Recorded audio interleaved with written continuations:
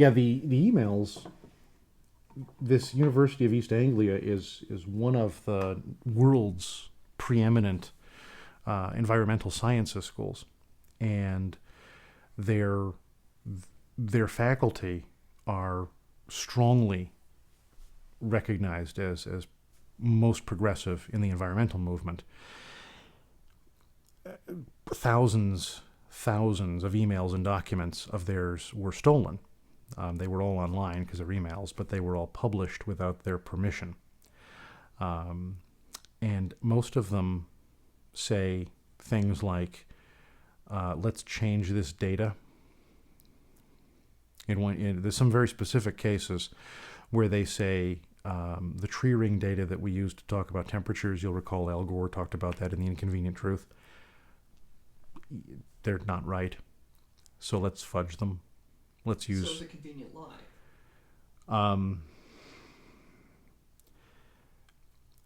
I mean, the reality is not that simple. The reality is never that simple, and that's the thing. It's easy to say, like Al Gore does. Al Gore said in a press conference, either a press conference or an interview last week, by 2020, all of the polar ice cap will have melted. Now, he said it with solemnity and, with sincerity of a man who's, one, worth more than $100 million because of his global warming fiasco.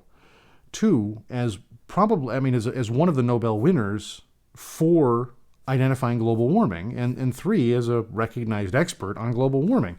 So it's not like he's a he is a crackpot, but it's not like he's a recognized crackpot for saying this stuff.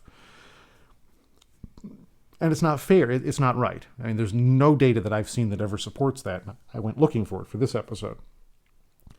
But on the other side, you can't just say it's all made up. Mm-hmm. The simple reality is we don't know. There is a theory that says that carbon dioxide affects, that the greenhouse gases cause the greenhouse effect, and that carbon dioxide, which is the thing that is most produced by manufacturing, if it's controlled, that greenhouse gases will produce less of the greenhouse effect. Unfortunately, they can't even say that. Glenn Beck, the anti-global warming people are calling the pro-global warming people hoaxers, and the pro-global warming people are calling the anti-global warming people deniers. Okay. It's just a mess. So the hoaxers, according to the deniers, say that this is going to work. Well, the deniers don't say what I say in this episode. They don't say, we don't know. They just say it doesn't affect it, generally. But the simple reality is there's, there are a bunch of greenhouse gases, but there's 5 big ones. Right. You were showing me that data before. Water is the big one. Right. We're rolling, right? Yeah. Okay. That doesn't matter. We got 60 minutes to take. Water is the big one. Right. Methane is another large one, and actually the production of methane is a very small fraction of the total gas, but an increase in methane produces a massive increase.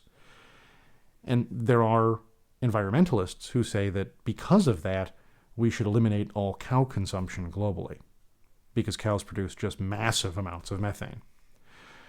Haven't they developed cow methane harnessing systems?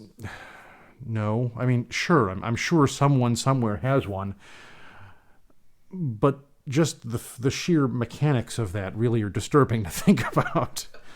But even worse, the reality is we don't know. We have no good model that I was able to find. Doesn't mean it doesn't exist. It just means I looked for it and I couldn't find it. You'd think that if somebody had one, they'd be like, here it is. No.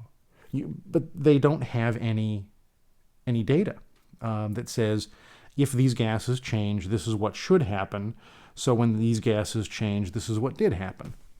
Now, the challenge, of course, with building that is that, we think the stock market is a complicated model.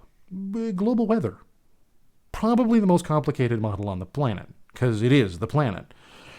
But we're going to tax people for trillions of dollars. We really probably should be more sure than just, hey, it sounds like a good idea.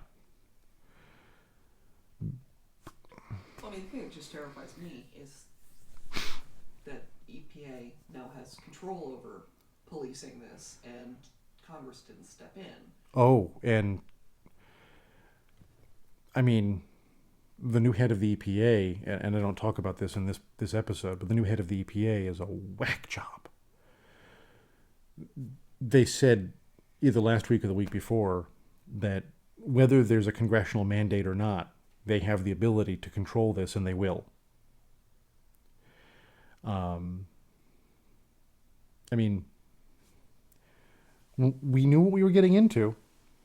It wasn't like Barack Obama characterized himself as a moderate.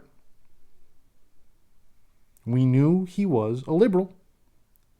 The Republicans put a moderate up to oppose him, and then put a conservative in the vice. And all of the nonsense about Sarah Palin. I mean, it's not fair to her. A conservative. So these emails from the University of East Anglia are incredible. They're damning to these guys, but they're going to make them. I mean, to the people who want them damned. The last line in this really sums up my feeling about this. If we can have congressional hearings about the goddamn Salahis, why is it we can't be talking about this stuff? These guys are mocking data up that Congress, I mean, even the guys who are supporting the bill should be saying, wait a minute. The who? What? You did what to the info? You gave me bad data? I mean, they should be really pissed. The ones who are opposed to it are already opposed to it. They really should just be like, see, we told you so. But that's different. I mean, the guys who supported this should be screaming for hearings. Calling them because they actually talked about, oh, we're not bound by freedom of information for any one country. Because frankly, they said we can shuttle data around between countries. I mean, they talk about it. And I avoid using the word conspiracy in the episode, but oh boy. I mean, to me, it screams conspiracy anyway. Now I'm spent. I really don't have anything left. I'll just kind of deadpan this one.